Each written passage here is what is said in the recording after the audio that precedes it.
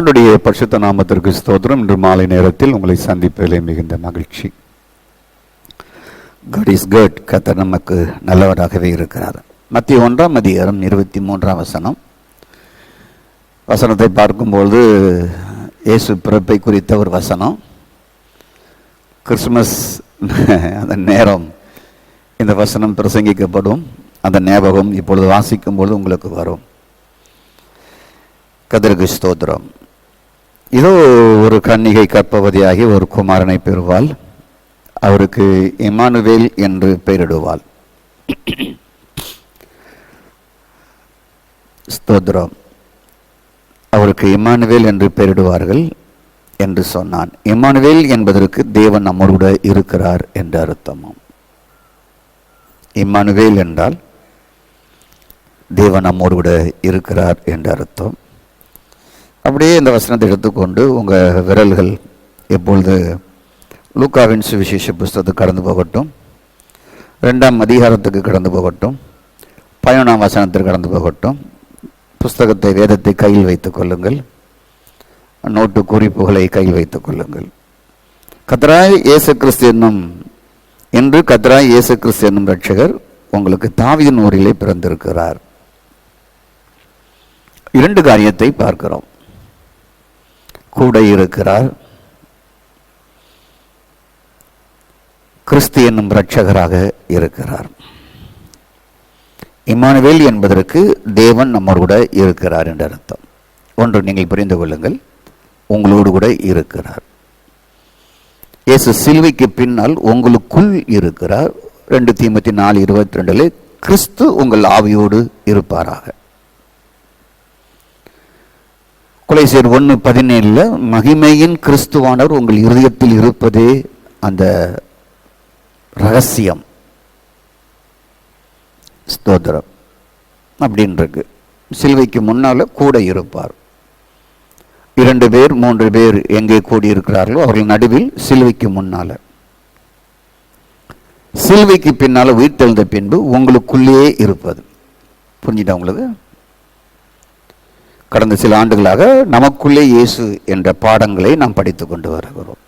அதுதான் நம்முடைய பிரெயின் வளர்ச்சிக்கு, நம்முடைய உணர்வின் வளர்ச்சிகளுக்கு, நம்முடைய ஆத்துமா வளர்ச்சிக்கு, மனதின் வளர்ச்சிக்கு, எல்லாத்துக்குமே அதுதான் ஃபீடு.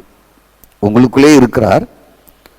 உங்களுக்குள்ளே இருந்து உங்களுடைய பிரெயினையும் உங்களுடைய எமோஷன், உணர்ச்சிகள், அதையும் எல்லாம் சரிபடுத்துகிறவர் அவர்.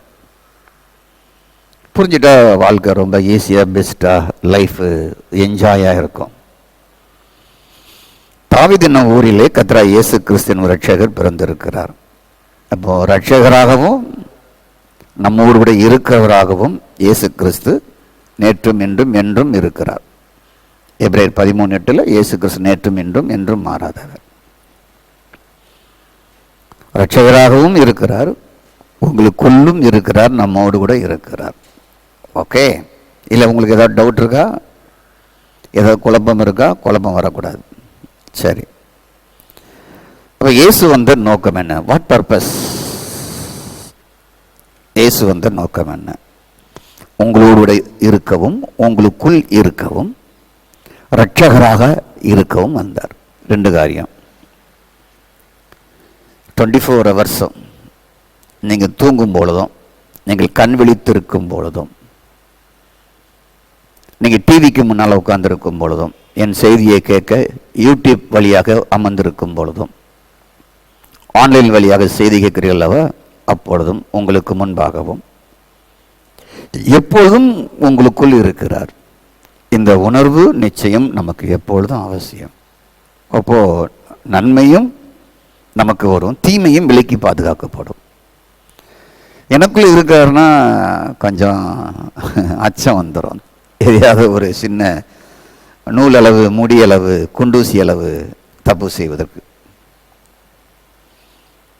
அப்போ இயேசு வந்த நோக்கம் உங்களுக்குள் இருக்கவும், இரட்சகராகவும் இருக்கவும். ஸ்தோத்திரம். இந்த 2 நோக்கத்தையும் பரிபூர்ணமாக நம்ம அறிஞ்சிருக்கணும். பூரணம், பெர்ஃபெக்ட், பரிபூரணமாக அறிஞ்சிருக்கணும். இதில் கொஞ்சம் தடுமாற்றம் வந்ததுன்னா எல்லாமே ஸ்டாப் ஆயிரும். ஸ்தோத்திரம்.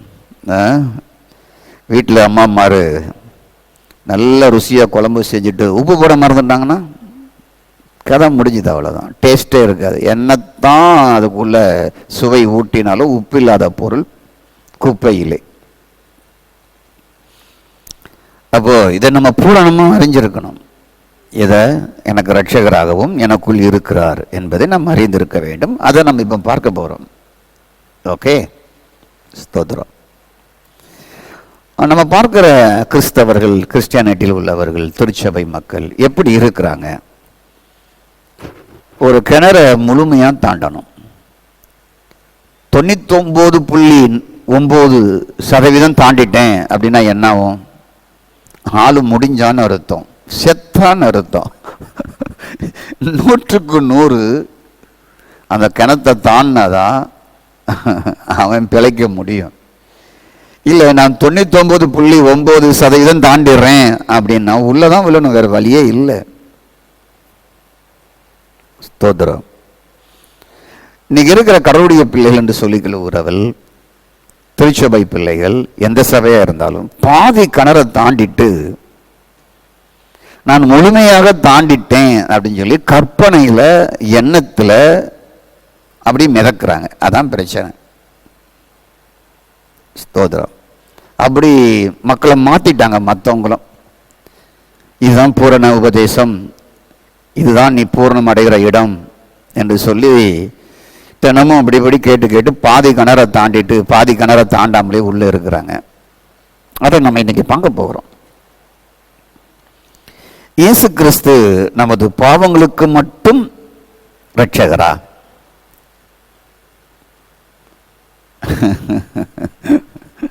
கொஞ்சம் யோசிக்கணும். இல்லை, பாவங்களுக்கு மட்டும் இரட்சகரா இல்லது எல்லாவற்றுக்கும் இரட்சகரா?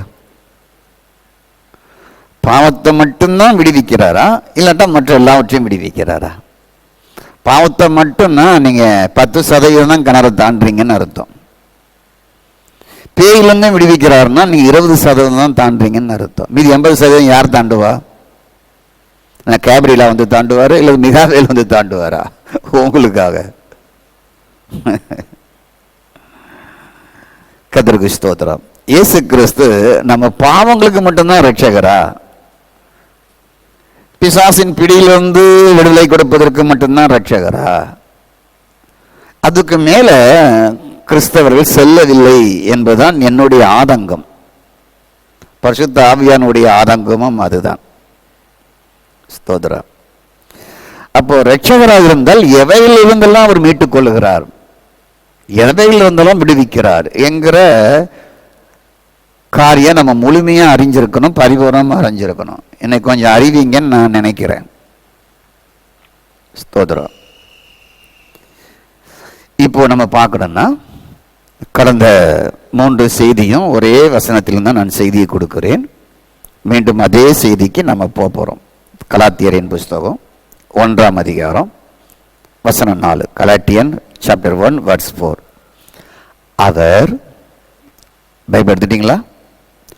அவர் நம்மை இப்போது இருக்கிற பொல்லாத பிரபஞ்சத்தில் நின்று விடுவிக்கும்படி நம்முடைய பிதாவாய தேவனுடைய சித்தத்தின்படியே நம்முடைய பாவங்களுக்காக தம்மை தாமே ஒப்பு கொடுத்தார்.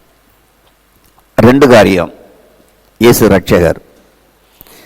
பொல்லாத பிரபஞ்சத்திலிருந்து, சகாப்தத்தில் இருந்து, இந்த முழு உலகத்தில் இருந்து விடுவிக்கும்படி, பொல்லாத உலகத்திலிருந்து விடுவிக்கும்படி. 2வதாக நம்முடைய பாவங்களுக்காக தம்மை தாமே ஒப்பு கொடுத்தார். ஸ்தோத்திரம். அது எப்படி? தேவனுடைய விருப்பத்தின்படி, சித்தத்தின்படி என்றால் தேவனுடைய விருப்பம். இந்த பொல்லாத உலகத்திலிருந்து உங்களை மீட்கணும், பிரபஞ்சத்திலிருந்து உங்களை மீட்கணும், இந்த உலகத்தில் இருக்கிற அமைப்புகளிலிருந்து மீட்கணும். தெளிவா சொல்லணும். இந்த உலகத்திற்குள்ள எத்தனை அமைப்பு இருக்கு? 10, 20, 100, 1000? எண்ணிக்கை கடங்காத அமைப்புகள் இருக்கிறது. அந்த அமைப்புக்குள்ள மாட்டி சிக்கி தவிக்கிறவங்கள், விடுதலை இல்லாமல் தவிக்கிறவர்கள் பல கோடி மக்கள். பொல்லாத பிரபஞ்சம், இந்த பொல்லாத உலக அமைப்புக்குள் பலவிதமான ஊழல் நிறைந்த அமைப்புகளுக்குள்ள மாட்டிக்கிட்டு இருக்கிறோம். ஸ்தோத்திரம். அதுல இருந்து நம்மை வெளியேற்றி விடுதலையாக்க, பொல்லாத பிரபஞ்சத்திலிருந்து நம்மளை விடுவிக்க கர்த்தருக்கு ஸ்தோத்திரம் பிதா விருப்பம் கொண்டார். ஸ்தோத்திரம். அப்போ உலக அமைப்பில் இருந்து அவர் நம்மை வெளியேற்றி தம்முடைய ரட்சிப்பின் மூலம் விடுவிக்கிறார். அதுதான் முழுமையான ரட்சிப்பு. சும்மா நான் சினிமா விட்டேன், நான் தண்ணி அடிக்கிறத விட்டேன், நான் பொய் சொல்கிறத விட்டேன், நான் அதை விட்டேன் இதை விட்டேங்கிற கதைலாம் இல்லை. அதுவும் இருக்குது. இதை மட்டும் நம்ம சொல்லிக்கிட்டே இருக்கக்கூடாது நாளெல்லாம். ஸ்தோத்திரம். உலக அமைப்பிலிருந்து உங்களை ஒவ்வொருவரையும் வெளியேற்றி தம்முடைய ரட்சிப்பின் மூலமாக விடுவிக்கிறார். எங்களை விடுவித்திருக்கிறார் என்று நான் சொல்லுவேன். பொல்லாத அமைப்புகளில் இருந்து, இந்த தீய உலகத்திலிருந்து இயேசு கிறிஸ்து என்னை மீட்டுள்ளார். இந்த தீய உலகத்திலிருந்து, கெட்டுப்போன உலகத்திலிருந்து ஒருவனும் கெட்டு போகக்கூடாது என்பதற்காக உங்களையும் என்னையும் அவர் மீட்டு இருக்கிறார். இது நல்லா புரியணும். ஸ்தோத்திரம். நம்ம வாழும் உலகம் எப்படிப்பட்ட உலகம் என்றால், கிழக்கு மேற்கு வடக்கு தெற்கு, எந்த பக்கம் தலை வச்சு பார்த்தாலும் சரி, கண்ணை கொண்டு பார்த்தாலும் சரி, ஸ்தோத்திரம், தீய உலகமாக இருக்கிறது. தினமும் பேப்பர் எடுத்து பார்த்தா தீய உலகத்தினுடைய அத்தனை சக்திகளும் நம்ம பார்க்கலாம். வானொலி பெட்டியோ தொலைக்காட்சி பெட்டியோ நாம் திருப்பினால் அத்தனை தீய சக்திகளும் பார்க்கலாம். நான் நேற்று எங்கள் வீட்டில் வந்த தின பேப்பரை நான் வாசித்தேன். ஸ்தோத்திரம். 3 ஸ்தோத்திரமண்டாவதாக பேர் குழந்தை வேண்டும் என்று பணம் கொடுக்கிறார்களாம். நாங்கள் குழந்தை வளர்க்க வேண்டும் என்று சொல்லி. திருநங்கை அவர்கள் 3 பேரும் திருநெல்வேலி மாவட்டத்தில் இது நடந்தது. திருநங்கை என்று சொல்லக்கூடியவர்கள் தங்களுக்கு ஒரு சொந்த குழந்தை வளர்க்க வேண்டும் என்று 3 பேரும் சேர்ந்து ஒரு முடிவை செய்து ஒருத்தர் பேசும்போது 3 லட்சம் கொடுங்க, உங்களுக்கு ஒரு குழந்தை எடுத்தாரோம் அப்படின்னு சொன்னார். ரொம்ப ஆசைப்பட்டு கொடுக்குறாங்க. கடைசியில் பணத்தை ஏமாற்ற ஆரம்பித்தாங்க. அப்புறம் சண்டை வருது. 3 பேரையும் வாங்க குழந்தை சேலத்தில் தாரன்னு கூட்டு போய் திருநெல்வேலிக்குள்ளேயே கொண்டு போட்டுட்டாங்களாம். 3 பேரையும் கொன்று 2 பேரும் ஒரு பால் அடைஞ்ச கணத்தில் மூட்டை கட்டி உள்ளே போட்டுட்டாங்களாம். என்னதான் மக்கள் சொல்ல, குழந்தை தாரேன் வேலை தாரேன், இன்னைக்கு வரைக்கும் ஏமாத்திட்டு தான் இருக்கிறாங்க. கிறிஸ்தவங்களும் ஏமாறுறாங்க, மற்றவங்களும் ஏமாறுறாங்க, ஆவிக்குரிய சபைக்கு போகிறேன்னு சொல்கிறவங்களும் ஏமாறுறாங்க. எங்களுடைய திருச்சபையில் ஒரு ஐயா இருந்தார், பரமானந்தன்னு. அவர் ரிட்டையர் வாங்கின பணத்தை அவங்க பையன் சொன்னால், நான் சிங்கப்பூருக்கு போகிறேன், அப்போல்லாம் சம்பளம் குறைவு, ரிட்டர்ன்மெண்ட் பணம் 1 லட்சம் கொடுங்க போயிடலான்னு சொல்லி கொடுத்தான். முடிஞ்சது, அவ்வளோதான், போயிட்டான். பெந்தகோசக்காரங்களும் அப்படி தான் இருக்கிறாங்க, எல்லாருமே அப்படி தான் இருக்கிறாங்க. வேலையை தரேன், குழந்தைய வாங்கித்தரேன், இதெல்லாம் ஒரு டூப்பு. ஸ்தோத்திரம். இந்த பொல்லாத உலகத்தில் இதெல்லாம் இருக்கு. இந்த பொல்லாத உலகத்தில் இதெல்லாம் நடக்குது. நாம் வாழ்கிற உலகம் ஒரு தீமையான உலகம். இதுல மாட்டிக்கொள்ளக்கூடாது. ஸ்தோத்திரம். இதுல பொல்லாத அமைப்புகள் பல கோடி இருக்கு. உன்னை நேசிக்கிறேன்னு சொல்லி கவிழ்க்கிறது. ஸ்தோத்திரம். என் இதயத்தையே கொடுத்துறேன்னு சொல்லி கவிழ்க்கிறது. இதுல 1 லட்சம் போட்டா 10 லட்சம் கிடக்குன்னு சொல்லி கவிழ்க்கிறது. அந்த கல்லூரியில் வாங்கி தரேன், இந்த கல்லூரியில் வாங்கி தரேன்னு சொல்லி கவிழ்க்கிறது. கற்பை இழப்பது, சூறையாடுவது, எல்லா தீமையும் இந்த தீய உலகத்தில் இருக்கு. அமைப்புகளுக்குள்ள, ஒவ்வொரு அமைப்புகளுக்குள்ளையும் இருக்கு. நம்முடைய பாவங்களுக்கு ஒப்பு கொடுத்தார். இதுதான் பிதாவாகிய விருப்பம். 2வதாக, இந்த பொல்லாத உலகத்திலிருந்து உங்களை என்னை மீட்பதற்காக பிதா கொடுத்திருக்கிறார். அதான் பிரியம் அவருக்கு. இந்த பொல்லாத நயவஞ்சமான உலகம், தீமையான உலகம், மோசமான உலகம், வெறித்தனமான உலகம், கெட்டு அழிகிற உலகம், வேசித்தனம் விபச்சாரம் குடி நிறைந்த உலகம், ஏமாற்றுகிற உலகம், பொய்யும் புரட்டும் உள்ள உலகம், கலவரங்களை உண்டாக்குகிற உலகம், சித்தம் அதை செய்கிற உலகம். இதெல்லாம் இந்த உலகத்தில் நம்ம இருக்கிறத தினமும் நியூஸ் பேப்பரில் பார்க்குறோம். ஸ்தோத்திரம். அப்போ இந்த பொல்லாத பிரபஞ்சத்திலிருந்து நம்மளை மீட்க தேவன் திட்டமிட்டார். அதான் அவருக்கு விருப்பம், சித்தம், விருப்பம். புது மொழிபெயர்ப்பிலே அது அவருக்கு ரொம்பவும் விருப்பமாக இருந்தது என்று போடப்பட்டு இருக்கிறது. கலாத்தியர் 1:4. இப்படி பொல்லாத பிரபஞ்சத்திலிருந்து விடுவிப்பது அவருக்கு ரொம்ப பிரியமா, ரொம்ப ஆசையா இருந்ததாம், உங்களை என்னையும் விடுவிப்பது. ஸ்தோத்திரம். அதுக்காக தம்முடைய குமாரனையே பலியா கொடுத்தாராம். பிரச்சனை என்ன அப்படின்னா, இப்போ நான் இருக்கிறேன், என் முகத்தில் ஒரு முக்காடு போட்டாச்சுன்னா எனக்கு முன்னால் இருக்கிறவங்க யாருன்னே தெரியாது. சரி, 2 கண்ணு மட்டும் தெரியாத மாதிரி ஒரு ஓட்டை போட்டாலுமே முழுமையாக தெரிய முடியாது, அறவுரையாக தெரியும். இதுதான் இயல்பு. கிறிஸ்தவர்களுக்கும் இந்த மாதிரி நிலைமை ஆகிப்போச்சு. ஸ்தோத்திரம். எப்படி ஆகிப்போச்சுன்னா, முகத்தில் ஒரு முக்காடு போட்டாச்சு, தெரியாமலே இருக்கு அந்த முக்காடு. சபை, உபதேசம், கொள்கை என்கின்ற முக்காடுகள் இப்படி மூடி போட்டாச்சு. கதாபதற்கு ஸ்தோத்திரம். வேதாகமத்தை நல்ல வெற்றியாய் படிக்கிறார்கள், தினமும் படிக்கிறார்கள், தினமும் உபவாசிக்கிறவர்கள் இருக்கிறார்கள், தினமும் ஜெபிக்கிறவர்கள் இருக்கிறார்கள். ஒரு நாளைக்கு 5 அதிகாரம் 10 அதிகாரங்கள் படிக்கிறவர்கள் இருக்கிறார்கள். ஆனால் கிறிஸ்துவை குறைவாக அறிந்திருக்கிறார்கள். அதுதான் பிரச்சனை. கிறிஸ்து எனக்கு என்னவாக இருக்கிறார் என்பதுதான் பிரச்சனை. உங்களுக்கு புரியுது? உங்களுக்கு ஸ்தோத்திரம். முக்காடு போட்டுக்கிட்டே பைபிள படிச்சா, முக்காடு போட்டுக்கிட்டே உபவாசம் பண்ணா, முக்காடு போட்டுக்கிட்டே ஜெபம் பண்ணிட்டு வந்தா, அப்ப ஜெபம் தப்பல்ல, உபவாசம் தப்பல்ல, வேதம் வாசிப்பது தப்பல்ல. ஆனா முக்காடை விளக்காம செஞ்சிட்டு இருக்கீங்க. அதான் பிரச்சனை. கிறிஸ்து என்னவாக இருக்கிறார் எனக்கு என்பது தெரியல. பாவம் மன்னிப்புக்கு மட்டும்தானா? வேற எதற்கும் இல்லையா? பாவம் மன்னிப்புக்கு மட்டுமல்ல. ஸ்தோத்திரம். இந்த பொல்லாத பிரபஞ்சத்தில் என்னெல்லாம் இருக்குதோ அதுக்குள்ள இருந்து உங்களை வெளியே கொண்டு வரணும், விடுவிக்கணும். அதுதான். அதுல பல 1000 இருக்கு அதுக்குள்ள. அதுதான் நம்ம பார்க்க போறோம். ஸ்தோத்திரம். அப்போ வேத வாக்கியங்கள் எல்லாம் கிறிஸ்துவின் வெளிப்பாடுகள். கிறிஸ்துவே எல்லாம் மயமாக இருக்கிறது. ஸ்தோத்திரம். எல்லாம் அவருடைய மையம்தான். அவர் அந்த உலகமே அவர் ஒருவருக்குள்ள தான் இருக்கு. எல்லாவற்றாலும் எல்லாவற்றையும் நிரப்புகிற ஆண்டவர் அவர். ஸ்தோத்திரம். ஆண்டவர் நல்ல ஒரு சிருஷ்டிப்பை உண்டாக்கினார் இல்லையா? இதிலிருந்து வெளிச்சத்தை பிரகாசிக்க சொன்ன தேவன். வெளிச்சம் அவரே, வெளிச்சம் அவரே, ஒளி. பார்த்தீங்களா? கதிருக்கு ஸ்தோத்திரம். வெளிச்சம் அவர் தான். அதுக்கப்புறம் அழகான ஒரு பூமியை உண்டாக்குனார் அல்லவா, நிலம். அந்த நிலமும் அவர் தான். கொலைசர் 2:6 வாசிக்கும் போது அவர் நிலமாக இருக்கிறார், நாம் அவர் மேல் வேறு உண்டப்பட்டவர்களாக இருக்கிறோம். நிலமும் அவர் தான். சரி, அதுக்கப்புறம் மரம், செடி, கொடிகள் எல்லாம் படைச்சார். மரம், செடி எல்லாம் அவரை தான் அடையாளம் காட்டுது. நானே மெய்யான திராட்சை செடி, ஈசாவின் அடிமரங்கிறாரு. அந்த மரமும் அவருக்கு அடையாளமாக தான் இருக்கு. மரம், செடி, கொடி எல்லாமே. அப்புறம் ஸ்தோத்திரம். விதை அவர் தான், நல்ல விதை, அதுவும் அவரை தான் இருக்கிறார்.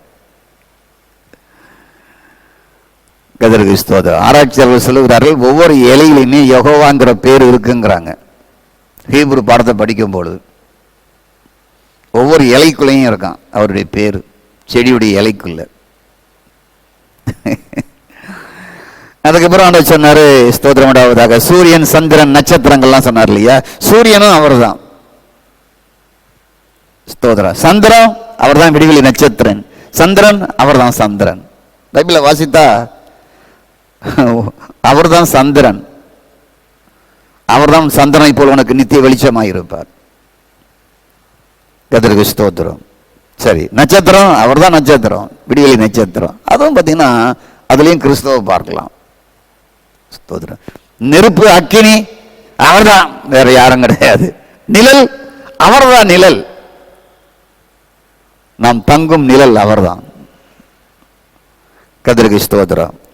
அப்புறம் காற்று, காற்றும் அவர்தான். ஏதேன் தோட்டம், அதுலயும் அவர்தான் நம்ம பார்க்க முடியும். மீனை உண்டாக்கினார், மீனும் அவருக்கு அடையாளமாக இருக்கு. ஆடு அவருக்கு அடையாளமாக இருக்கு. சிங்கம் அவருக்கு அடையாளமாக இருக்கு.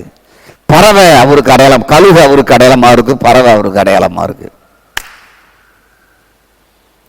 ஸ்தோத்திரம். நதி அவருக்கு அடையாளமாக இருக்கிறது. கர்த்தருக்கு ஸ்தோத்திரம். அப்புறம் கானான் தேசம் அவருக்கு அடையாளமாக இருக்கிறது. கண்மலை அவருக்கு அடையாளமாக இருக்கிறது. ஸ்தோத்திரம். மன்னா அவருக்கு அடையாளமாக இருக்கிறது. தண்ணீர் அவருக்கு அடையாளமாக இருக்கிறது. ஆசாரியன் அவருக்கு அடையாளமாக இருக்கிறது. ஆசரிப்பு கூடாரம் அவருக்கு அடையாளமாக இருக்கிறது. தேவாலயம் அவருக்கு அடையாளமாக இருக்கிறது. பொன் வெள்ளி விளையாட பெற்ற கற்கள் எல்லாம் அவருக்கு அடையாளமாகிறது. எல்லாம் இயேசு, எல்லாமே இயேசு. அதான் ஃபாதர் இந்த பாட்டை எழுதினார். அதை புரிஞ்சுக்கிட்டு தான் எழுதினார். எல்லாமே இயேசுன்னு அவர் புரிஞ்சுக்கிட்டு தான் எழுதினார், புரியாம எழுதல. நம்ம தான் புரியாம பாடிட்டு இருக்கிறோம். மனிதன் அதுவும் அவருக்கு தான் அடையாளம். நீங்களும் நானும் அவருடைய சாயல். இந்த உலகத்தில் இருக்கிற அத்தனையுமே அவர் இல்லாம எதுவுமே இல்லை. ஆல் இன் ஆல் அவர் தான். கர்த்தருக்கு ஸ்தோத்திரம். ஆமென். கர்த்தருக்கு. அப்போ கிறிஸ்துவை மையமாக கொண்டுதான் இந்த உலகமே இருக்கிறது. ஆனா அது இல்லை. இப்போ பொல்லாத பிரபஞ்சமாக இருக்கிறது, தீமையின் பிரபஞ்சமாக இருக்கிறது. அந்த அமைப்புகள் எல்லாம், ஒவ்வொரு அமைப்புகளும், உலகத்தில் இருக்கிற ஒவ்வொரு அமைப்புகளும் தீய பிரபஞ்சமாய் தீய அமைப்புகளாக இருக்கிறது. இப்போ ரட்சகர் பாவத்திலிருந்து மீட்க கூட இருக்கிறார். கூட இருந்து ரட்சகராக இருக்கிறார். பாவத்தை மட்டுமல்ல, பொல்லாத பிரபஞ்சத்திலிருந்து விடுவிக்க. நம்முடைய முக்காட விலைக்கு பார்க்காட்டா நீங்க எதையுமே பெற முடியாது.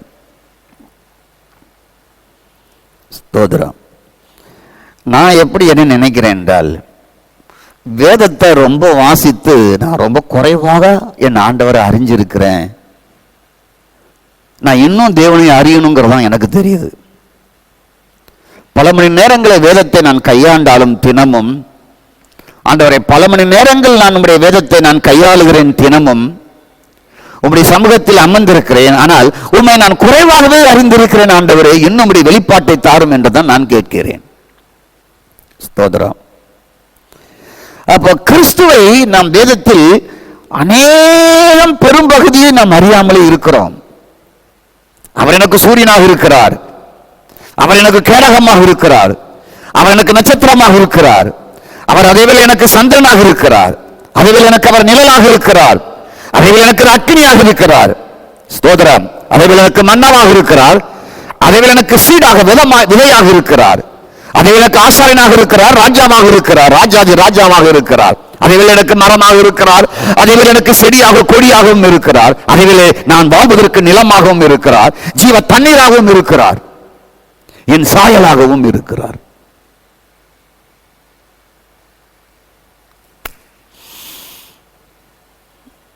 ஸ்தோத்திரம்.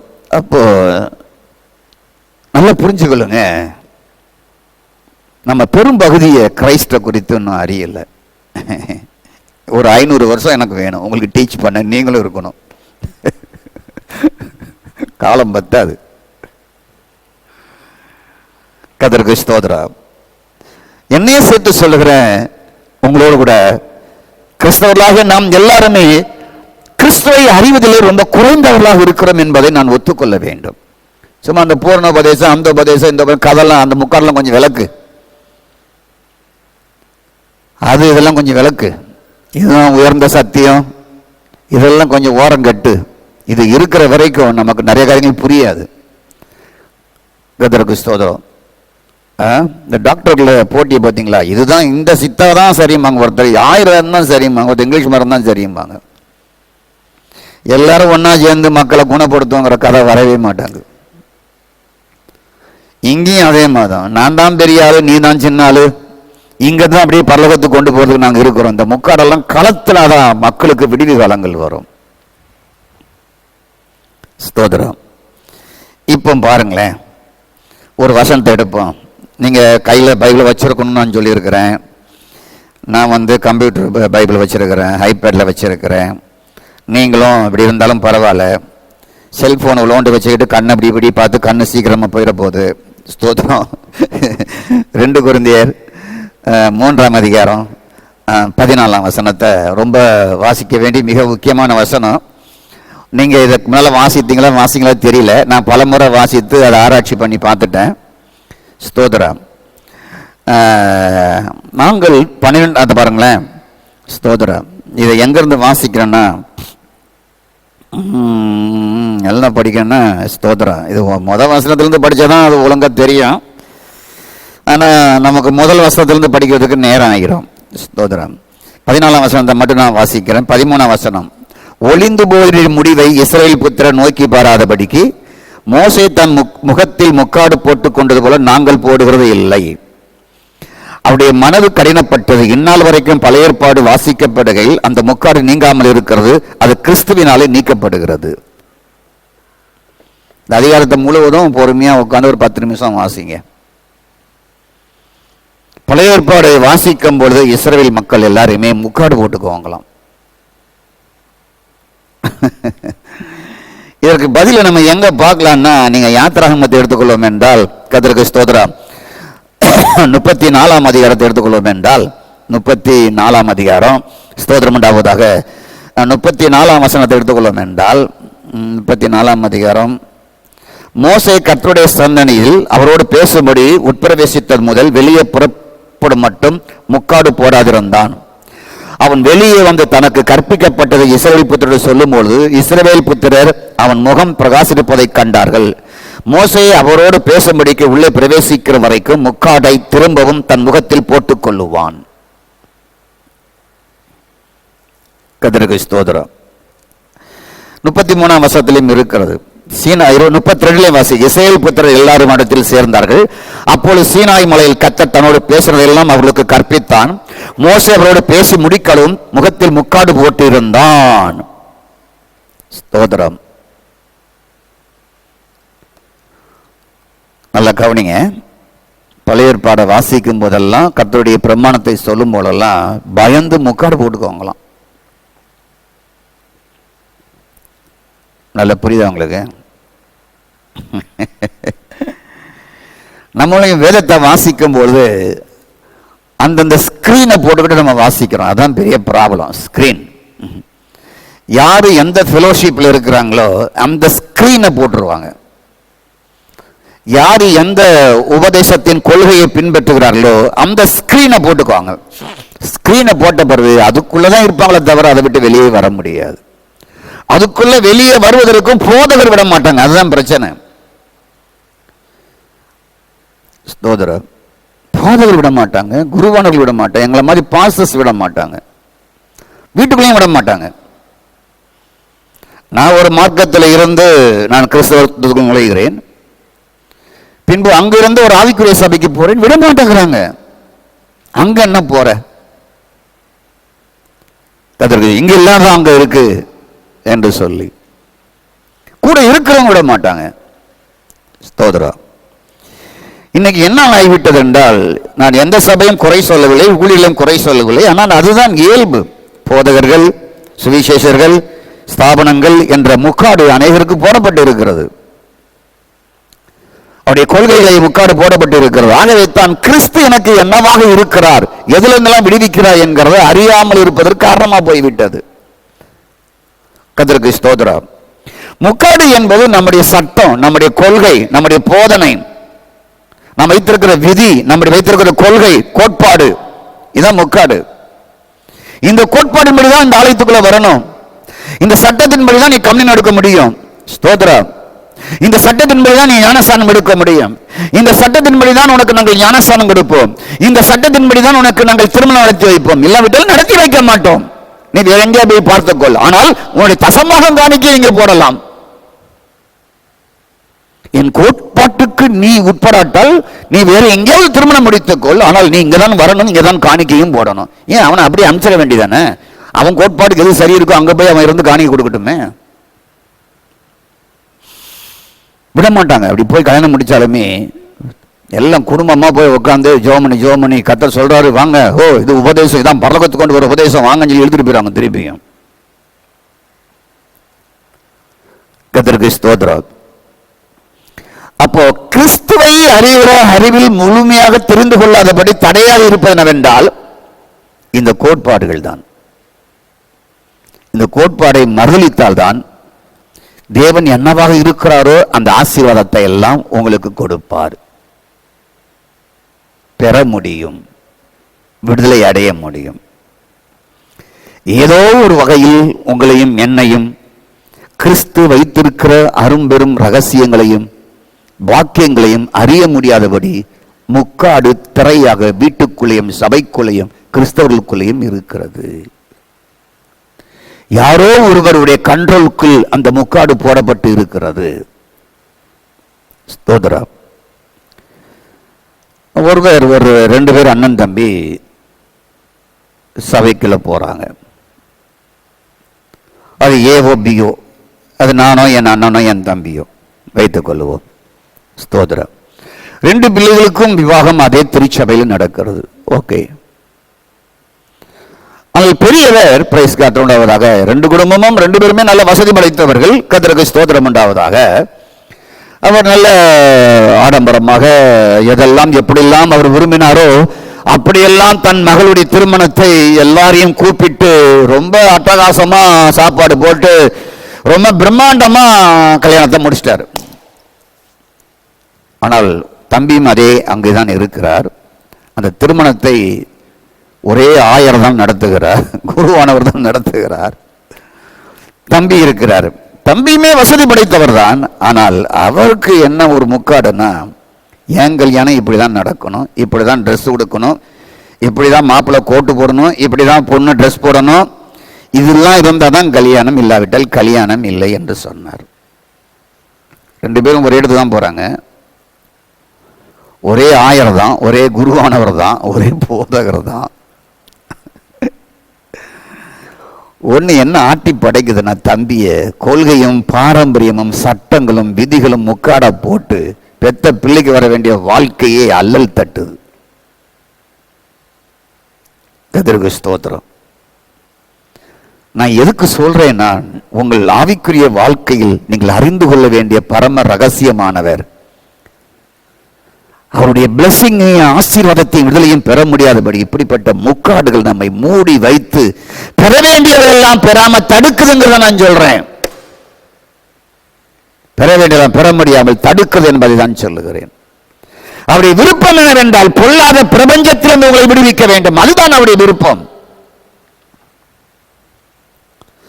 அப்போ பரம ரகசியமாக இயேசுவை அறியாமையில் நாம் இருப்போம் என்றால் அதுக்குள்ள இருக்கிற ஆசீர்வாதங்களை பெற முடியாது. அதற்கு ஒரே ஒரு உறுப்பு தேவை. இவருடைய ரகசியங்களை அறிந்து கொள்வதற்கு வேறு எந்த தியாகமும் தேவையில்லை. அந்த உறுப்பு இருந்தா இது எல்லாமே சரியாயிரும். கிறிஸ்துவை அறிவது, அவரை அறிகிற அறிவு, அவர் உங்களுக்கு ஆயத்தம் பண்ணி வைத்திருக்கிற அத்தனையும் அறிகிற அறிவுக்கு ஒன்னே ஒன்று உங்களுக்கு தேவை. என்னன்னு சொன்னா நீங்க பல லிஸ்ட் போட்டுருவீங்க. உங்களுக்கு நான் கேட்க மாட்டேன், நானே பதில் சொல்லுவேன். உங்களுக்கு தேவை ஒரே ஒரு ஆவி மட்டும்தான். இங்கதான் ஆண்டவர் சரிபடுத்துகிறார். உங்கள் ஆவியை தான் சரிபடுத்துகிறார். உங்கள் ஆவிக்குள் தான் அவர் வருகிறார். உங்கள் ஆவியைத்தான் நிரப்புகிறார். உங்கள் ஆவியில் தான் எல்லாவற்றையும் செய்து முடிக்கிறார். ரட்சிப்பை தருவது உங்கள் ஆவிக்குள், விடுதலையை தருவது உங்களுடைய ஆவிக்குள். உங்களுடைய ஆவிக்குள் தான் அவர் தங்குகிறார். இங்குதான் உங்கள் ஆவியை தவிர வேறு எங்கேயும் அவர் தங்குவதும் இல்லை, தருவதும் இல்லை, உயர்த்துவதும் இல்லை. அங்கிருந்துதான் அவர் உங்களுக்கு செயல்படுகிறார். வேறு எந்த காரியத்தையும் வெளிப்புறத்தை அவர் பார்ப்பதில்லை. மசலமயத்தில் என்ன வெளிப்புறம் இருக்கிறது என்பது பார்ப்பதில்லை. இவன் ஆவி ஆயத்தமாக இருக்கிறதா, ஆவி என்ற உறுப்பு ஆயத்தமாக இருக்கிறதா, அதற்குள் நான் வாசம் பண்ண, அதற்குள் நான் அவனுக்குள் தங்கி இருந்து அவனை கட்டி எழுப்புவதற்கு உயர்த்துவதற்கு இவன் ஆவியில் எனக்கு இடம் இருக்கிறதா? பொல்லாத பிரபஞ்சத்திலிருந்து இவன் ஆவிக்குள் தங்கியிருந்து விடுவிப்பதற்கு இவன் ஆவிக்குள் இடம் இருக்கிறதா என்ற அந்த உடல் உறுப்பை மட்டும்தான் உங்களுக்குள்ள தேடுறாரு. அங்கதான் சரி பண்றது இருக்கு. அதை விட்டுட்டு நம்மளை எங்கெங்கேயோ சரிப்படுத்திட்டாங்க. பரவாயில்ல, அவங்களுக்கு தெரிஞ்சதை செஞ்சாங்க. இனியாவது கொஞ்சம் மாற்றம் அடைவோம்.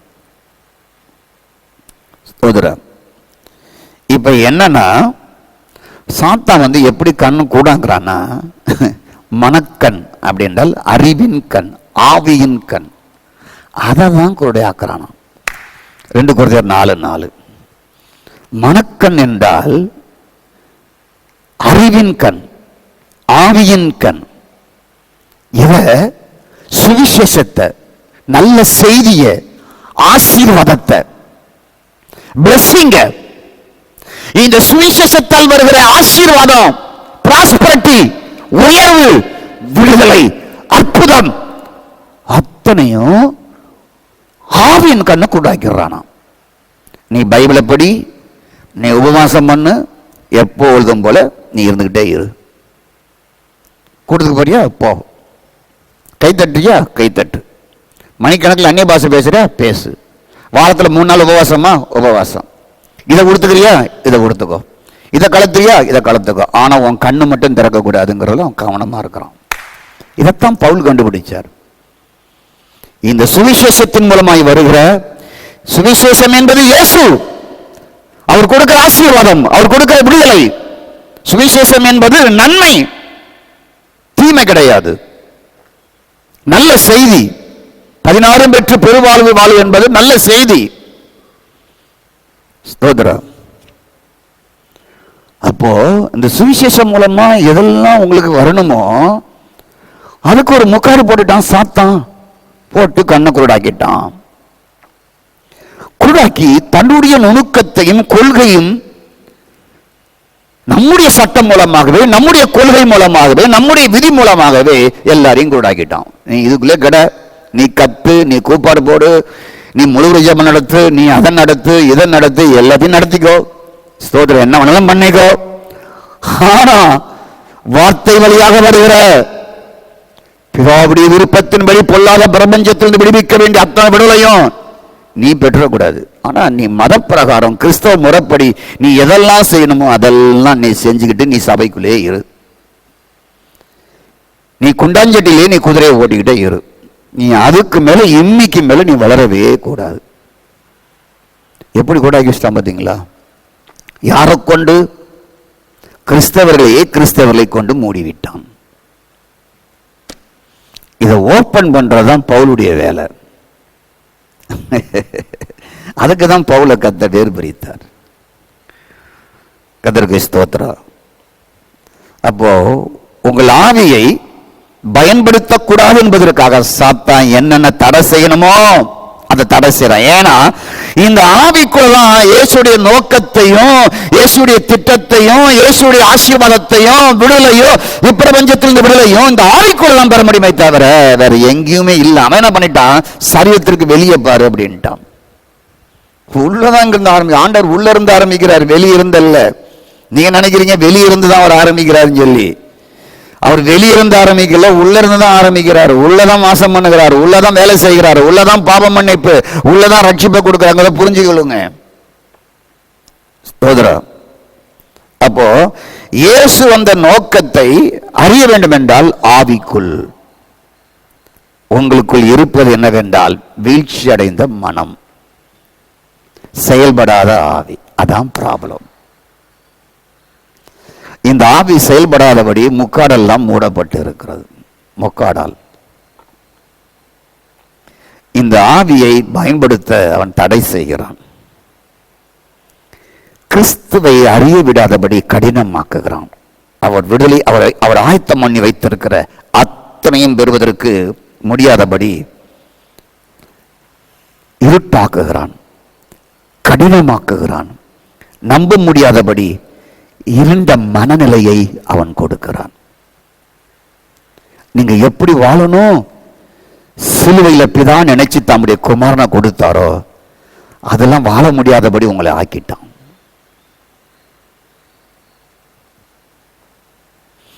ஸ்தோத்திரம். அப்போ இந்த வேத வார்த்தை வழியா உங்களுக்கு என்னெல்லாம் வரணுமோ அதெல்லாம் அறிந்து கொள்ள முடியாதபடி விரக்தியும் போட்டியும் பொறாமையும் கெடுத்து பேசுவதையும் உண்டாக்கிட்டான். கிறிஸ்தவர்கள் கெடுத்து பேசுவது அப்படி உண்டாக்கிட்டான். அவன் கிருபையை பத்தி பேசினா கிருபையை மோசங்கிறான், இவன் விசுவாசத்தை பத்தி பேசுறான் விசுவாசம் மோசங்கிறான், இவன் வார்த்தையை பத்தி பேசுறான் இந்த வார்த்தை மோசங்கிறான், அவர் ஜபத்தை பத்தி பேசுகிறாரு ஜபம் பரலவும் போவாதுங்கிறான், அவன் ஆடணும் பாடணும் துதிக்கணுங்கிறான் அது தப்புங்கிறான். எதெல்லாம் செய்ய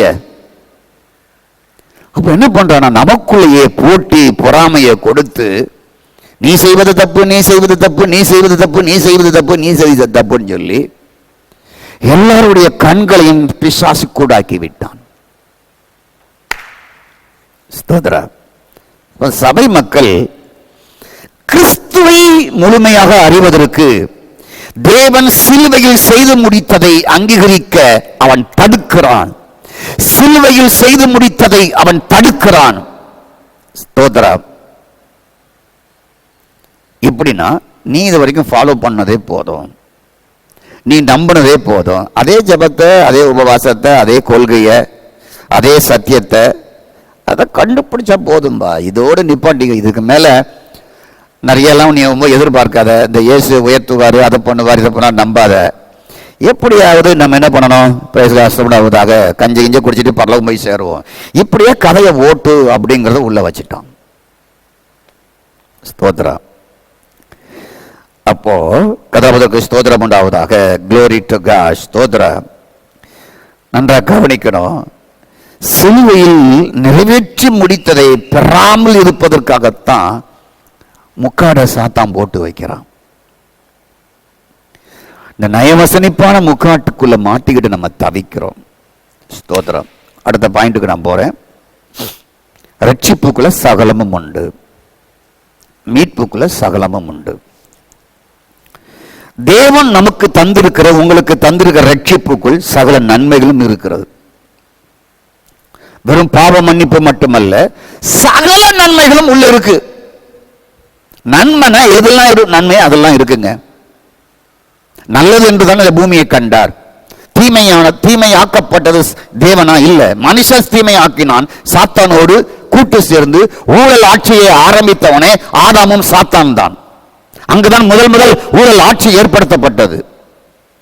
சாத்தான் அங்குதான் கூட்டணியை வைக்கிறான் ஆதாமோடு ஏவாளோடும். அங்கதான் கூட்டணி. அந்த கூட்டணி இன்னைக்கு வரைக்கும் தொடருது. கிறிஸ்தவ சபைக்குள்ள தொடருது கூட்டணி, ஸ்தாபனத்துக்குள்ள தொடருது கூட்டணி, நாட்டு தேசத்துக்குள்ள கூட்டணி, உலகத்துல கூட்டணி இல்லாமலா இருக்கு. அங்கதான் கூட்டணி ஆரம்பித்தது சாத்தானும் மனிதனும் சேர்ந்து. நல்ல நிலமாய் நல்ல பூமியாய் நல்லவாய் கொடுத்தது அத்தனையும் ரெண்டு பேரும் கூட்டணியாய் சேர்ந்து நாசமாக்கினார்கள் ஏதேன் தோட்டத்திலே. தேவன் உங்களுக்கு வைத்திருப்பதெல்லாம் நல்லது, நன்மை செய்கிறவராய் சுற்றி திரிந்தார். இந்த ரட்சிப்புக்குள்ளே உங்களுக்கு நன்மையை தவிர வேறு எந்த முக்காடும் இல்லை. ஸ்தோத்திரம். பாவ மன்னிப்பு மட்டுமல்ல, பாவ மன்னிப்புக்கு மேல 1000 நன்மைகள் இந்த ரட்சிப்புகள் இருக்குங்க. கிறிஸ்தவங்க ஒரு சிலர் தான் பெறுறாங்க. 100 பேர் ஒரு சபையில் 2 பேர் 3 பேர் பெறுறாங்க. ஒரு 1000 பேர் ஒரு சபையில் ஒரு 4-5 பேர் அந்த எல்லா நன்மையும் பெறுகிறாங்க. மீதி எல்லாருமே தேய்பிரை மாதிரியே இருக்கிறாங்க. பார்வன் கண்ட சொப்பனம், யோசேப்பு காலத்தில் கண்ட சொப்பனம் போல எல்லாருமே இருக்கிறாங்க. எத்தனை வருஷம் விசுவாசியா இருந்தாலும் அது பார்வன் கண்ட சொப்பனம் மாதிரிதான். கர்த்தருக்கு ஸ்தோத்திரம். அப்போ தமது ஜனங்களின் பாவங்களை நீக்கி அவர் ரட்சிப்பார். மத்தேயு 1:21. தேவ ஞானத்துக்கு ஏற்றபடி உலகமானது சுய ஞானத்தினாலே தேவனை அறியாமல் இருக்கும் பொழுது பைத்தியமாய் தோன்ற பிரசங்கத்தினாலே விசுவாசியை ரட்சிப்பதற்கு தேவனுக்கு பிரியமாயிற்று. எப்படி? 1 Corinthians 1:21. நம்ம தேவ ஞானத்துக்கு ஏற்றபடி உலகமானது, ஸ்தோத்திரம், சுய ஞானத்தினாலே தேவனை அறியாமல் இருக்கும் பொழுது நம்முடைய சுய ஞானம் கற்றுக்கொண்டவைகள் என்ன செய்கிறது என்றால், கர்த்தருக்கு ஸ்தோத்திரம் உண்டாவதாக, நிறைய காரியத்தை பெற முடியாமல் போகிறது. ஆனா ஒரு சிலர் மட்டும்தான் பைத்தியமாய் தோன்றுகிற பிரசங்கத்தினாலே தேவன் ஜனங்களை ரட்சிக்க, விடுதலை கொடுக்க அவருக்கு பிரியமாய் இருந்ததாம். அப்போ ரட்சிப்பது என்றால், ரட்சிப்பு என்றால் என்ன? பொல்லாத பிரபஞ்சத்தின் தீமையிலிருந்து விடுவிப்பது என்பதாகும். ஸ்தோத்திரம். நல்லா கவனிங்க. பொல்லாத பிரபஞ்சத்திலிருந்து விடுவிப்பதுதான் உண்மை. ஸ்தோத்திரம். ஆகவே தேவன் என்ன விரும்புகிறார்? உங்கள் மேல் வரவேண்டிய அத்தனை நன்மைகளும் இந்த பொல்லாத பிரபஞ்சம் தீமையான சாத்தானோடு கை கோர்த்து கொண்டு எல்லாத்தையும் இழுத்து மூடிட்டான். இதுல இருந்து விடுதலை அடைஞ்சிட்டா அதுல இருந்து வர வேண்டியது அத்தனையும் வரணும். அதுதான் ஆண்டோடைய ஏற்பாடு, சிலுவையில் ஏற்பாடு. ஸ்தோத்திரம். நல்லா கவனிக்கிறோம். நீங்க இந்த பொல்லாத பிரபஞ்சத்திலிருந்து விடுவிப்பது நோக்கம் என்னவென்றால், இந்த உலகம் முழுவதும் தீமையா மாறிட்டு, இந்த உலகம் முழுவதும் தீமையாயிட்டு, இந்த தீமையான உலகம் உங்களுக்கு தீமையே கொடுத்துக்கிட்டு இருக்கு. அதற்குள்ள ஒரு வாழ்க்கை இருக்கு, ஆவியின் வாழ்க்கை. தேவன் செய்து முடித்த வாழ்க்கை, பொல்லாத பிரபஞ்சத்திலிருந்து விடுவிக்கப்பட்ட வாழ்க்கை. எதற்காக என்றால், இந்த தீமையான உலகம் எத்தனை தீமைகளை வைத்திருக்கிறதோ அதெல்லாம் உங்களுக்கு அங்கு சேராதபடி சிலுவையில் உண்டான நன்மைகள் அத்தனையும் உங்களுக்கு கிடைக்க வேண்டும் என்பதற்காகத்தான் ரட்சிப்பு, விடுதலை என்பதை புரியுங்க. கர்த்தருக்கு ஸ்தோத்திரம். அப்போ கர்த்தருக்கு ஸ்தோத்திரம் உண்டாவதாக. உங்களை மாற்றுவது எது? நீங்கள் கிறிஸ்துவோடு இணைகிற வாழ்க்கை. அதுதான் சிலுவையில் செய்து முடித்ததை பெற்றுக்கொள்ள உதவி செய்கிறது. நல்லா புரிஞ்சுக்கொள்ளணும். கிறிஸ்துவோடு இணைவது, கிறிஸ்துவோடு ஒரே ஆவியாக ஒன்று இணைவது, அவர் உங்களில், நீங்கள் அவரில் இருப்பது, இதுதான் இணைக்குது. இதுல தான் சிலுவையில் செய்து முடித்த அத்தனையும் பெற்றுக்கொள்ள வைக்கிறது. நான் கிறிஸ்துவோடு இணைக்கப்பட்டு இருக்கிறேன், கிறிஸ்து எனக்குள் இருக்கிறார், அவர் எனக்குள் இருக்கிறார், நிறைவானவரே எனக்குள் இருக்கிறார், சம்பூர்ணமானவரே எனக்குள் இருக்கிறார், பாவ மன்னிப்புக்காக இரத்தத்தை சிந்தினவரே எனக்குள் இருக்கிறார், பொல்லாத பிரபஞ்சத்தில் என்னை விடுவிக்கிறவரே எனக்குள் இருக்கிறார், பொல்லாத தீமையிலிருந்து எனக்கு விடுவிக்கிறவரே எனக்குள் இருக்கிறார்.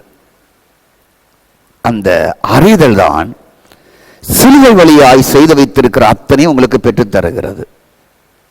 ஸ்தோத்திரம். ஏதேன் தோட்டம் 3ஆம் அதிகாரத்திலும் தீமை உண்டாவது. தீமை என்கிறது எங்க உண்டாவதுன்னா ஏதேன் தோட்டத்தில் 3ஆம் அதிகாரத்தில் தான் உண்டாவது. நன்மை தீமை அறியத்தக்க கனி. ஸ்தோத்திரம். இந்த வேதம் முழுவதும் வாசித்தா தீமையை பற்றி ஒரு பெரிய வரலாறே இருக்கு. ஸ்தோத்திரம். நன்மை தீமை அறியத்தக்க கனி வேண்டாம் என்றால் அதைத்தான் மனிதன் விரும்பினான். ஸ்தோத்திரம். கர்த்தர் மனுஷன் நன்மை தீமை அறியத்தக்கவனாய் அவன் மாறிவிட்டான், நம்மில் ஒருவனை போலானான் என்று முடிவு செய்து விட்டார். தீமை நன்மைகளை அவன் அறிய பழகிட்டான், போதும் விட அவன் என்ன. ஸ்தோத்திரம். ஆனால் தேவ ஜனங்களுக்கு பழைய ஏற்பாட்டில் எங்கெல்லாம் தீமை வந்ததோ அங்கெல்லாம் தேவன் வந்து வேலை செஞ்சார். லாபான் மூலமாய் யாக்கோபுக்கு தீமை வந்த பொழுது சொப்பனத்தில் தோன்றி தீமை ஒன்றும் பேசாதபடி எச்சரிக்கையாயிரு, தம்முடைய மக்களை, ஸ்தோத்திரம் உண்டாவதாக, பழைய ஏற்பாடு முழுவதும் தீமை அவர்களுக்கு வந்துவிடக்கூடாது என்பதற்கு ரொம்ப கவனமா இருந்தார். ஸ்தோத்திரம். மோசே காலத்தில் அவங்களுக்கு பிரமாணங்களை கொடுத்தார். எதுக்குன்னா ஷேப் பண்ண, உருவாக்க. மற்ற எல்லா உலக இனங்களை காட்டிலும் இவர்களை உருவாக்க, ஷேப் பண்ண, தூய்மையான மக்களாக, ஒரே தேவனை வழிபடுகிற மக்களாக, ஸ்தோத்திரம், ஐடில் வர்ஷிப் இல்லாத மக்களாக, குடி வெறி வேசித்தனம் இல்லாத மக்களாக, உண்மை நேர்மை உள்ள மக்களாக, கள்ளத்தனம் கள்ளத்திராசு இல்லாத மக்களாக, ஒருவரை ஒருவர் பகைக்காத மக்களாக, பஞ்சம் தரித்திரம் ஏழ்மை என்பது தேசத்தில் இல்லாத மக்களாக, எல்லாரையும் அந்த ஒரு ஷேப்பில் கொண்டு தான் பிரமாணத்தை கொடுத்தார். ஆனால் இவங்களும் ஆதாம் போல தான் எல்லா தீமையும் தானாகவே தேடி தானாகவே அழிந்தார்கள். தீமை வரக்கூடாது என்பதற்காக பல சட்டங்களை கொடுத்தார். விபச்சாரம் பண்ணிட்டா தீமை உள்ள வரக்கூடாது, அவனுக்கு தூக்கு தண்டனை கொடு அப்படின்னார். கர்த்தருக்கு ஸ்தோத்திரம். தீமை உள்ள பிரவேசிக்க கூடாது தேசத்திற்குள்ள என்பதற்கு ஆண்டவர் பல சட்டங்களை கொடுத்து அந்த தேசத்தை பாதுகாக்க விரும்பினார். எப்போதும் அவர்கள் நிறைவாக இருக்க வேண்டும், அவங்க பால் பாத்திரம் நிரம்பி வழிய வேண்டும். ஸ்தோத்திரம். அவனுடைய மாவு பிசைகிற தொட்டி ஆஸ்வதிக்கப்பட்டிருக்க வேண்டும், அவருடைய வயல் நிலங்கள் ஆஸ்வதிக்கப்பட்டிருக்க வேண்டும், அவர் கையின் பிரயாசங்கள் ஆஸ்வதிக்கப்பட்டிருக்க வேண்டும். தீமை உள்ளே நுழைந்து விடக்கூடாது என்பதற்காக பவுண்டரி போட்டு வச்சிருந்தார் ஆண்டவர். இதுதான் சிலுவையில் இயேசு செஞ்சு வைத்தார். தீமை ஒன்னும் பிரவேசித்து உங்களுக்குள் பஞ்சமும் வேதனையும் துன்பமும் துக்கமும் வருமான இழப்பும் எதுவும் உங்களை பிரவேசிக்கூடாது என்பதற்காக தான் பொல்லாத பிரபஞ்சத்தில் உங்களை விடுவித்து வைத்திருக்கிறார். இதெல்லாம் தாக்கக்கூடாது என்பதற்காக, இந்த வைரஸ் எல்லாம் உங்களை தாக்கக்கூடாது என்பதற்காகத்தான், தீமை எல்லாம் தாக்கக்கூடாது என்பதற்காகத்தான், பாபம் எல்லாம் உங்களுக்குள் வரக்கூடாது என்பதற்காகத்தான், சாபங்கள் எல்லாம் உங்களுக்குள் வரக்கூடாது என்பதற்காகத்தான் இத்தனை காரியத்தை விடுவித்து அவர் வைத்திருக்கிறார். ஸ்தோத்திரம். இப்போ ஒவ்வொரு நாளும் நான் கிறிஸ்துவோடு இணைக்கப்பட்டு இருக்கிறேன், நான் கிறிஸ்துவோடு ஒன்று இணையப்பட்டு இருக்கிறேன், நானும் அவரும் ஒரே ஆவியாக இருக்கிறோம். அவர் எனக்குள் இருக்கிறார், நான் அவருக்குள் இருக்கிறேன். இந்த வாழ்க்கை வரும்பொழுது சுகம் தானா தேடி உங்களுக்கு வரும். சிலுவையில் செய்து முடித்தவை. பொல்லாத பிரபஞ்சத்தில் வியாதி, அதிலிருந்து விடுவிக்கத்தான் தம்முடைய குமாரனையே பலியாய் கொடுத்தார். பொல்லாத பிரபஞ்சத்தில் எதெல்லாம் மனுஷனை பயமுறுத்ததோ அதில் இருந்து விடுவிக்கத்தான் என் அப்பன் இயேசு தம்முடைய குமாரனை பிரியமாய் உங்களுக்கு கொடுத்திருக்கிறார், ஆசைப்பட்டு கொடுத்திருக்கிறார். உங்களை விடுவிக்கணும். இன்னைக்கு ஒரு லிஸ்ட்டை போடுங்க, பிரசங்கம் கேட்டு முடிச்ச உடனே அந்த பொல்லாத லிஸ்ட்டு போட்டுட்டு, இதெல்லாம் எனக்கு இல்லை, இந்த பொல்லாத பிரபஞ்சத்தில் இருக்கிற இதெல்லாம் எனக்கு இல்லை என்கிறத டிக் பண்ணுங்க. ஹோம்ஒர்க்காக செய்யுங்க. உங்களுக்கு நடக்கும், உங்களுக்கு நடக்கும்.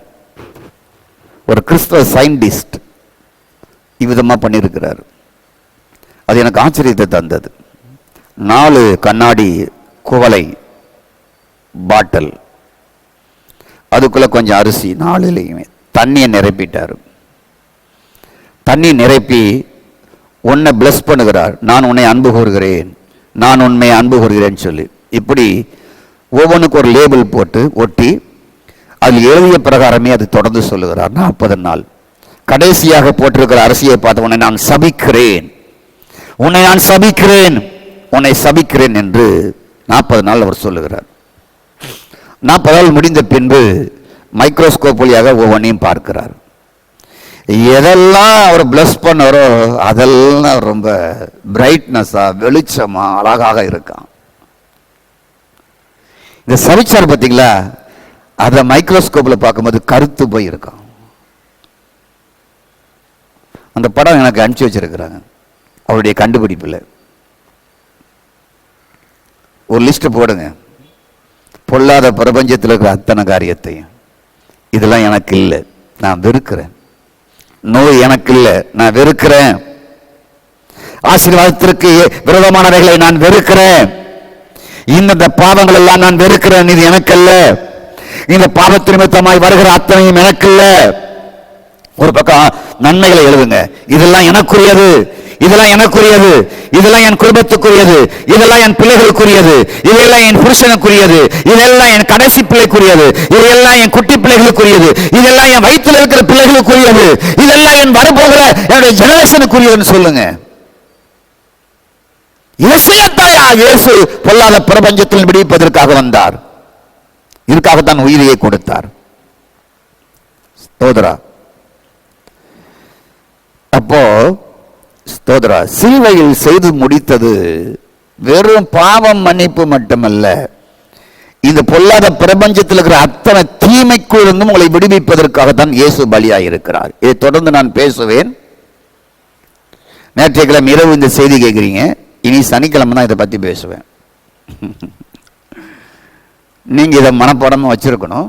அப்போதான் இதோடைய தொடர்ச்சி அங்கே தெரியும் கிளியரா. இல்லாட்டா நீங்கள் ரிப்பீட் பண்ணி ஒரு முறை வெள்ளிக்கிழமை பார்த்துடணும், சனிக்கிழமை காலையில் பார்த்துடணும், நைட்டு சனிக்கிழமை சாயந்தரம் பார்த்துட்டு திரும்பி அடுத்த தொடர்ச்சியை கேட்கணும் நீங்கள். ஸ்தோத்திரம். அப்போ பொல்லாத பிரபஞ்சத்துடைய தீமை என்ன, ரட்சிப்பு என்றால் என்ன என்பதை நல்லா தெரிஞ்சு கொள்ள வேண்டும். ஸ்தோத்திரம். பொல்லாத பிரபஞ்சத்தின் தீமைகள், ஸ்தோத்திரம், அது ஏகப்பட்டது இருக்குயா. அது லிஸ்ட்டை போட்டால் ஆயிரக்கணக்கில் வருதுயா. கர்த்தருக்கு ஸ்தோத்திரம். வேலை இல்லை பார்த்தீங்களா, இதுதான் பொல்லாத பிரபஞ்சத்துடைய தீமை. படிச்சு வேலை இல்லை பார்த்தீங்களா.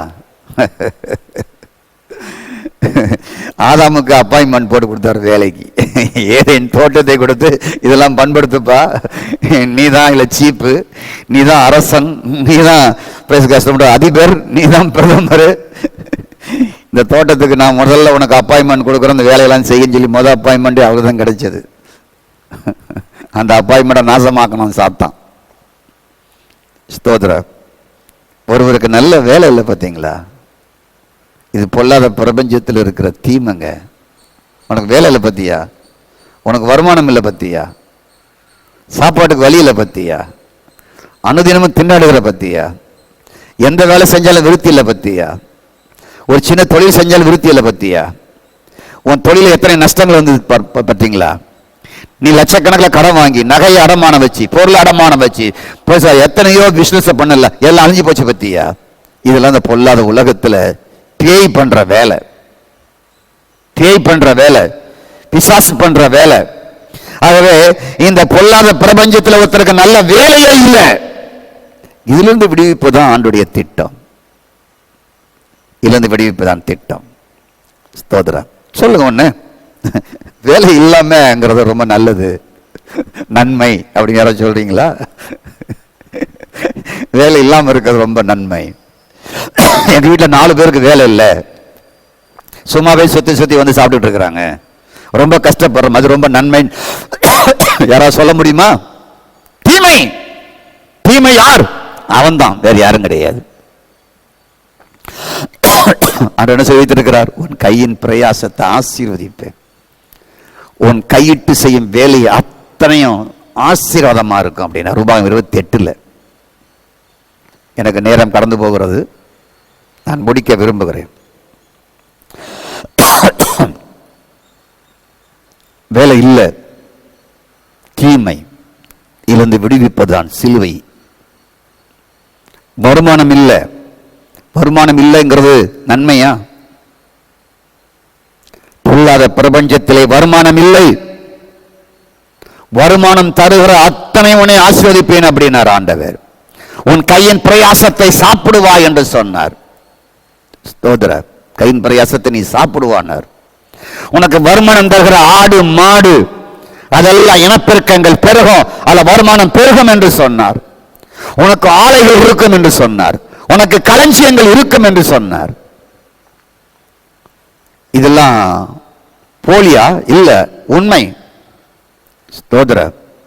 அவன் கையின் பிரயாசத்தை சாப்பிடுவான் என்று சொன்னார். உனக்கு வருமானம் தரக்கூடிய விவசாயமா, தொழிலா, கட்டிட வேலையா, ஸ்தோத்திரம், எல்லாவற்றையும் நான் ஆசீர்வதிப்பேன் என்று சொன்னார். இப்ப வருமானம் இல்லை, வருமானம் இல்லை என்பது தீமை. ஆனால் இப்பிரபஞ்சத்திலிருந்து விடுவிப்பதற்காக இயேசு பலியானவா, இந்த தீமையிலிருந்து விடுவிக்கத்தான், உன் வருமானத்தை ஆசீர்வதிக்கத்தான், உங்கள் வருமானத்தை பெருக பண்ணத்தான் சிலுவையில் அவர் பலியாய் இருக்கிறார் என்பதை சொல்லுகிறேன். கவனமாய் கேளுங்கள். இல்ல நம்ம இப்படியே இருந்து பரலோகத்தில் போய் சேருவோம், 1000 வருஷ ஆட்சியில் நிறைய கிடைக்கும் என்பதல்ல, இந்த பூமியில் தான். ஸ்தோத்திரம். நீங்கள் ஒவ்வொருவரும் நன்றாக இருக்க விரும்புகிறார் என் ஆண்டவர். ஸ்தோத்திரம். நன்றாய் இருப்பதற்காகத்தான் அவளுக்கு வார்த்தைகளை கொடுத்தார். நீ நன்றாய் இருப்பதற்கு உனக்கு ஜீவனை ஆசீர்வாதத்தையும் வைக்கிறேன், மரணம் தீமையும் இருக்கிறது. ஸ்தோத்திரா. நீ ஜீவனை தெரிந்து கொள், நான் ஜீவன் தீர்க்க ஆயுசமானவர் என்று உருவாக 30 தேவன் சொன்னார். நீ நன்றாய் இருக்கணுங்கிறார் அவரு. எங்க? பரலோகத்தில் போயா? பூமியில நீ நன்றாய் இருக்கணும். கணவன் மனைவி பிள்ளைகள் ஒவ்வொருவரும் நன்றாய் இருக்க அவர் விரும்புகிறார். நீங்கள் நீடித்த நாளாக இருக்க விரும்புகிறார். எபேசியர் 6:1 உன் தாயும் தகப்பனையும் கனம் பண்ணு, நீ நீடித்த நாளாய் இருப்பாய் என்று சொல்லுகிறார். நீடித்த நாள் எங்கே? இந்த பூமியில் தான். இப்பிரபஞ்சத்தின் வாழ்க்கையில 40 வயசுல 50 வயசுல 60 வயசுல பெட்டி கட்டி போக வேண்டி இருக்கிறது, சாக வேண்டி இருக்கிறது. இப்பிரபஞ்சத்தின் இருந்து விடுவிப்பது எது? நான் தீர்க்க ஆயுசோடு இருப்பது, அறகுறையான வகையில சாவது அல்ல. ஸ்தோத்திரா. நோய் நொடி இல்லாமல் வாழ்வது, இதிலிருந்து விடுவிக்கத்தான் சிலுவையில் இயேசு பலியானார். கர்த்தருக்கு ஸ்தோத்திரம். நேரம் இல்ல, தொடர்ச்சியை நம்ம கேட்போம். வசதி இல்லாத ஒரு வீடு நன்மையா? சின்ன வீடு, கர்த்தருக்கு ஸ்தோத்திரம் அப்படின்னு சொல்லிட்டு இருக்க முடியுமா? சொல்லுங்க. 3 பிள்ளைங்க கல்யாணம் பண்ணியாச்சு, ஒரு பெட்ரூம் தான் இருக்கு, கர்த்தருக்கு ஸ்தோத்திரம் அப்படின்னு சொல்லிட்டு இருக்க முடியுமா? வசதி இல்லாத வீடு நன்மையா? கர்த்தர் கொடுத்ததுக்காக தோத்தம் சொல்லிட்டு இருக்கிறதுக்கு பொல்லாத பிரபஞ்சத்தில் இதெல்லாம் இருக்குங்க. ஸ்தோத்திரம். கல்வி இல்லை, படிப்பு இல்லை, படித்தாலும் மண்டையில் ஏறலை. அப்பா கூலி வேலை செஞ்சு படிக்க வச்சாலே எதனாலும் படுறாங்க, அவனுக்கு மண்டையில் ஏற மாட்டாங்க. இதெல்லாம் இப்பிரபஞ்சத்தில் உள்ள கொடுமைங்க, கொடுமை. பிள்ளைகளுக்கு படிக்காத ஆர்வம் இல்லை, இதுதான் இப்பிரபஞ்சத்தில் உள்ள கொடுமை. அறிவு வேலை செய்ய மாட்டாங்க, கொடுமை. இதெல்லாம் கொடுமை. ஓ காட், ஸ்தோத்திரம். கிறிஸ்துவை நீ நன்றாக அறிவாய் என்றால் உன் அறிவு பெருகும், உன் ஞானம் பெருகும். ஞானத்தின் பொக்கிஷமே உனக்குள் இருக்கிறார், நீ அறிவாளியாய் மாறுவாய். ஸ்தோத்திரம். எந்த வேலை செய்தாலும் நீ அறிவாளியாய் மாற முடியும். சின்ன வேலை செய்தாலும் நீ அறிவாளியாய் மாற முடியும், நீ ஞானவானாய் மாற முடியும். உனக்குள் இயேசு இருந்த ஞானத்தையும் அறிவையும் உனக்கு தருவார். மிகப்பெரிய அளவில் படிப்பதற்கு ஞானத்தை உனக்கு அறிவையும் தருவார். இந்த பொல்லாத பிரபஞ்சத்தில் அறிவை அமைச்சுக்கிட்டான், ஞானத்தை கம்மியாக்கிட்டான். ஸ்தோத்திரா. அப்போ இந்த பொல்லாத பிரபஞ்சத்தில் எத்தனையோ தீமை இருக்குங்க, பேசிக்கிட்டே இருக்கலாம். இந்த தீமெல்லாம் உங்களுக்கு கிடையாதுங்க. முக்கடை எடுங்க, நீங்க எப்படி வாழ வேண்டும் என்று அவர் விரும்புகிறார்.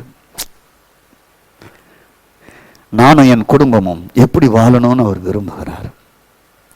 திருச்சபைக்கு வருகிற நீங்கள் ஒவ்வொருவரும் எப்படியோ வாழணும் அவர் விரும்புகிறார். நீங்கள் மலை மேல் இருக்கிற பட்டணமாக இருக்கணும் விரும்புகிறார். இந்த உலகத்துக்கு வெளிச்சமாக இருக்குன்னு விரும்புகிறார். அறகுறையா படிச்சு 8000 9000க்கு சம்பளம் வாங்கி பசியோடு கொடுமையோடு பிளாட்பார்மில் அங்கேயும் தத்தளித்து கொண்டிருக்கிற வாழ்க்கையோடு வாழ உங்களுக்கு ஜீவனை கொடுக்கல. ஸ்தோத்திரம். இந்த பிரபஞ்சத்திலிருந்து விடுவிப்பது தான் அவருடைய விருப்பம். அதற்காக தான் குமாரன் கொடுக்கப்பட்டார். ஒரு நாள் பிளாட்பார்மில் படுத்தேன், அதுதான் எனக்கு சொந்தமாக கர்த்தர் கொடுக்கல. உங்களுக்கு நல்ல வாழ்க்கையை வைத்திருக்கிறார்.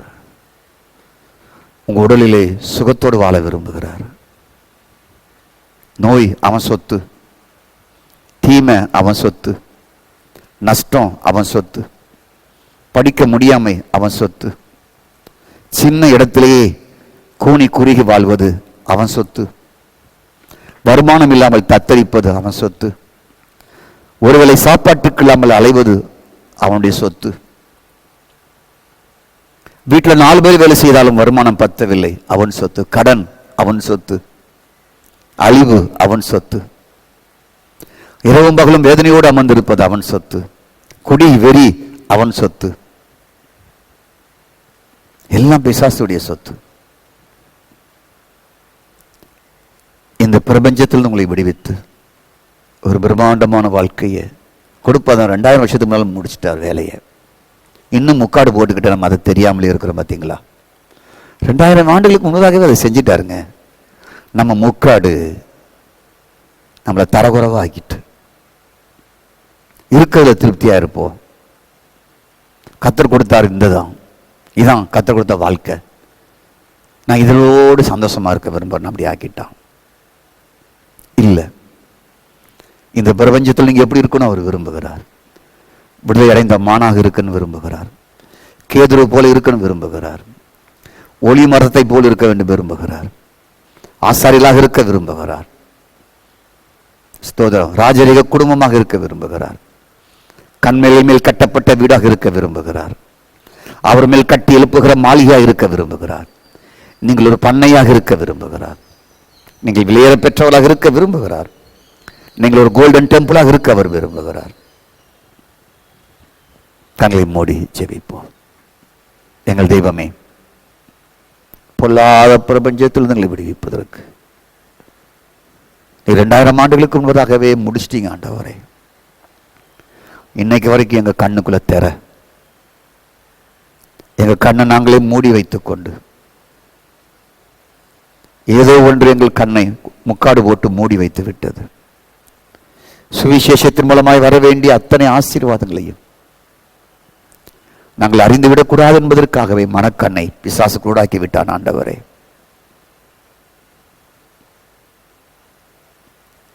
இருளிலிருந்து வெளிச்சத்தை உதிக்க சொன்ன தேவன் உங்கள் இருதயங்களில் பிரகாசிக்கிறார். எங்கள் இருதயங்களுக்குள் இருக்கிறவரே, உங்களுடைய பிள்ளைகளுக்கு அந்த வெளிப்பாட்டை தாங்க. ஸ்தோத்திரம். எல்லா குடாக்கப்பட்டிருக்க நிலைமையிலிருந்து விடுவிக்கட்டும்.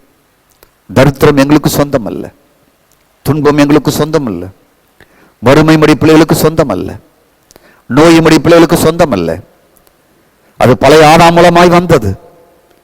அது புதிய ஆதாமாகிய நீர் அதெல்லாம் பரிகரித்தீர், இல்லாமல் ஆக்கினீர். இப்போ உங்க வீட்டுக்குள்ள இருக்கிற எல்லா நிலைமைகளையும் கர்த்தர் மாற்றி போடுங்க. வீட்டுக்குள் துன்பங்கள், கஷ்டங்கள், வறுமைகள் எல்லாம் மாற்றி போடுங்க. உட்கார்ந்து இப்பிரபஞ்சத்தில் இருக்கிற எல்லா பொல்லாத தீமைகளை விடுவிக்கும்படியாக இயேசு பலியாய் இருக்கிறார். இந்த பொல்லாத பிரபஞ்சத்தில் இருக்கிற இத்தனை தீமைகளும் எனக்கல்ல என்று எழுதி வைத்து, இது எனக்கல்ல, இது எனக்கல்ல, இது எனக்கல்ல, இது எனக்கல்ல, இது எனக்கல்ல, சிலுவையில் அவையெல்லாம் காலி பண்ணிவிட்டார். நான் ஏற்றுக்கொள்ள மாட்டேன், என் வீட்டில் ஏற்றுக்கொள்ள மாட்டேன் என்று எல்லாரும் ஒவ்வொருவரும் இன்று முதல் அதை அறிக்கை செய்ய உதவி செய்யுங்க ஆண்டவரே. நன்மை எல்லாம் எழுதி வைத்து, இதுதான் எனக்கு சிலுவையில் கொடுக்கப்பட்டிருக்கிறது, இதெல்லாம் நான் சுதந்திரித்துக் கொள்வேன் இந்த பூமியிலே என்று சவால் விட்டு ஜெபிக்க எல்லாருக்கும் அனுக்கிரகத்தை பண்ணுங்க. ஸ்தோத்திரம். உம்முடைய கரத்தில் ஜனங்களை ஒப்பு கொடுக்கிறேன், இயேசுவின் நாமத்தில் பிதாவே, ஆமென். God bless you. கர்த்தர் உங்களை ஆசீர்வதிப்பார். நீங்கள் திங்கட்கிழமையிலிருந்து ஒவ்வொரு நாளும் 8 மணிக்கு நியூ மேன், புதிய மனிதன் என்ற தொடர் செய்தியை கேட்போம். ஆண்டவர் உங்களை ஆசீர்வதிப்பார். தேங்க்யூ. நன்றி. இது வானத்தின் வாசல், என் இயேசையா, ஆசீர்வாதத்தின் வாசல்,